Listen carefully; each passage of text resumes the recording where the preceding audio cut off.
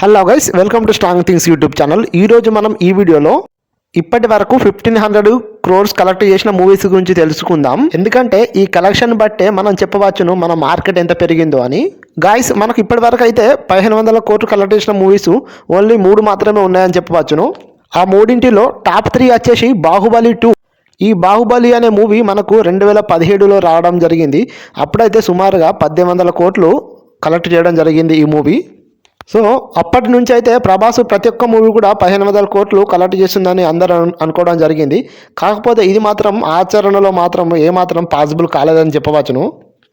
అయితే ప్రభాస్ యొక్క recent movie అయిన కల్కి అనే మూవీ దాదాపు 1300 కోట్లు కలెక్ట్ చేయడం జరిగింది. అయితే ఈ మూవీ ఇంకొక 200 CR కలెక్ట్ చేస్తే 1500 కోట్లు వచ్చేది, కానీ రాలేదు. సో ఇక మీదటనన్న ప్రభాస్ యొక్క మూవీస్ 1500 crores కలెక్ట్ చేస్తే లేవో చూద్దాం. ఇప్పుడు టాప్ 2 మూవీ అయిన అల్లు అర్జున్ నటించిన పుష్ప 2 మూవీ గురించి తెలుసుకుందాం. ఎందుకంటే ఈ పుష్ప 2 మూవీ అనేది నార్త్లో మాత్రం పెద్ద హిట్ కావడం జరిగింది. అక్కడ ఈ మూవీ హిట్ కావడానికి ప్రధాన కారణం ఏంటంటే ఈ సినిమాలో అల్లు అర్జున్ వేసిన ఏదైతే పాత్ర ఉందో అది నార్త్ ఆడియన్స్కు దగ్గర కనెక్ట్ కావడంతో ఈ మూవీ హిట్ అయిందని చెప్పవచ్చును. So icon star Allu Arjun అయితే ఈ మూవీతోని దాదాపు 1900 కోట్లు కలెక్ట్ చేసి పెద్ద రికార్డును అయితే పెట్టడం జరిగింది. ఎందుకంటే ఈ రికార్డ్ అనేది మన తెలుగు నుంచి వచ్చే ప్రతి ఫిల్మ్కి పెద్ద సవాల్ అని చెప్పవచ్చును ఈ మూవీ.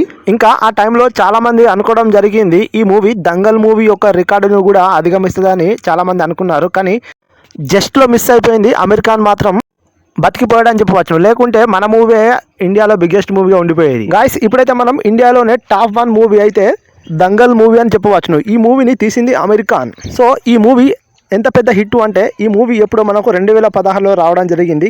కాకపోతే అప్పటి నుంచి ఈ మూవీని ఏ మూవీ కూడా బ్రేక్ చేయలేదని చెప్పవచ్చును. ఎందుకంటే అంత కంటెంట్ ఉన్న మూవీస్ మాత్రం రాలేదని చెప్పవచ్చును. ఎందుకంటే ఇప్పటి వరకు పాన్ ఇండియా ట్రెండ్ స్టార్ట్ అయినప్పటికీ చాలా పాన్ ఇండియన్ మూవీస్ వచ్చినప్పటికీ కూడా ఈ మూవీని రికార్డు బ్రేక్ చేయలేదంటే మీరే అర్థం చేసుకోవచ్చును.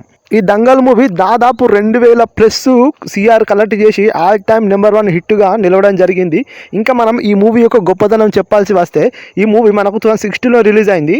అప్పుడు మాత్రం టికెట్ ప్రైజెస్ కూడా చాలా తక్కువ ఉన్నాయని చెప్పవచ్చును. అంత టికెట్ ప్రైజెస్ తక్కువ ఉన్నప్పుడు కూడా ఈ మూవీ అనేది ఇంత కలెక్షన్ రాబట్టిందంటే చాలా గ్రేట్ అని చెప్పవచ్చును. ఎందుకంటే ఈ మూవీలో పెద్ద కంటెంట్ కూడా ఏమున్నట్టు అనిపించదు, పెద్ద యాక్టర్స్ కూడా ఏముండరు, ఒక అమీర్ ఖాన్ తప్ప. సో అయినప్పటికీ ఈ మూవీ అనేది చాలా పెద్ద హిట్గా నిలవడం జరిగింది. ఇంకా ఈ మూవీని మన తెలుగు మూవీస్ అలాగే చాలా పాన్ ఇండియన్ మూవీస్ కూడా ఏ మూవీ కూడా రికార్డ్ని బ్రేక్ చేయలేకపోతున్నాయి.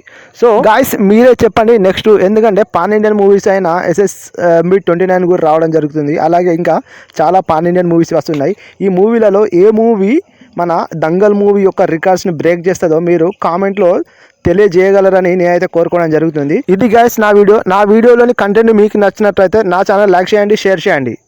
Thank you. జై హింద్.